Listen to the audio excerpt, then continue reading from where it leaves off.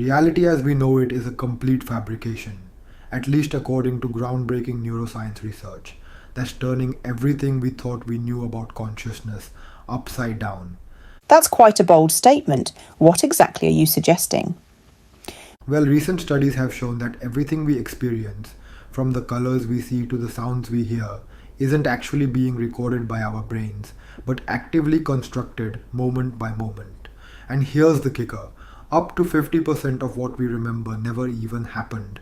Hold on, you're telling me half of my memories are fake? That's exactly what the research suggests. Our brains aren't like video cameras faithfully recording events. They're more like movie directors, constantly editing and rewriting our experience to create a coherent narrative.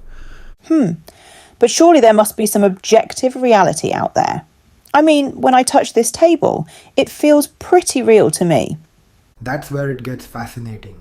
What you're experiencing as touching a table is actually your brain interpreting electrical signals. Your fingers don't feel, they just send data to your brain, which creates the sensation of touch. So you're saying my brain is basically running a sophisticated simulation? Precisely. And here's where quantum physics makes it even stranger. The famous double-slit experiment showed that particles actually behave differently when they're being observed versus when they're not. That sounds like something out of a science fiction movie. What do you mean by behave differently? When particles aren't being observed, they exist as waves of possibilities, multiple potential realities at once.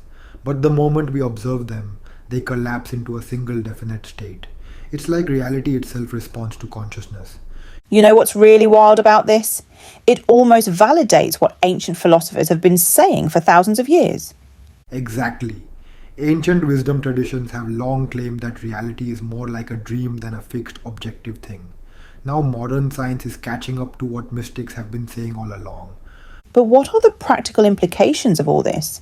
How does it affect our daily lives? Well, research shows that our beliefs literally filter our reality. When you believe opportunities are scarce, your brain will actually filter out potential opportunities from your awareness. Change your beliefs, and you change what your brain allows you to perceive. That's pretty powerful. Are there specific ways we can use this knowledge? There are several proven techniques. For instance, studies on visualization have shown that mentally rehearsing success activates the same neural pathways as actually experiencing it. Olympic athletes use this principle all the time. So our brains can't really tell the difference between imagination and reality. In many ways, no. And this has huge implications for personal development. When you understand that your brain treats imagined experiences similarly to real ones, you can literally rehearse your way to success. This reminds me of that study where they had people just imagine exercising and they actually gained muscle strength. Yes, that study showed a 13.5% increase in muscle strength just from mental practice. And here's another mind bender. Research has shown that our expectations can actually change our physical biology. How do we use this responsibly? It seems like it could be either empowering or completely destabilizing. That's a crucial point. The goal isn't to dismiss everything as an illusion, but to understand that reality is more responsive to consciousness than we previously thought. It's about empowerment through awareness. So what's the takeaway for someone hearing this for the first time?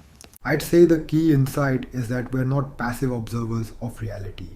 We're active participants in creating it. Every thought, belief, and expectation is literally shaping our experience of reality. That's both exciting and a little scary when you think about it. Indeed. But remember, even that feeling of uncertainty is just your brain creating that experience. You could choose to see it as an adventure instead of a threat. Well, this conversation has certainly changed how I'll experience the rest of my day. And that's exactly the point. Once you understand these principles, you can never look at reality quite the same way again. The question becomes not what is real, but what reality do you choose to create?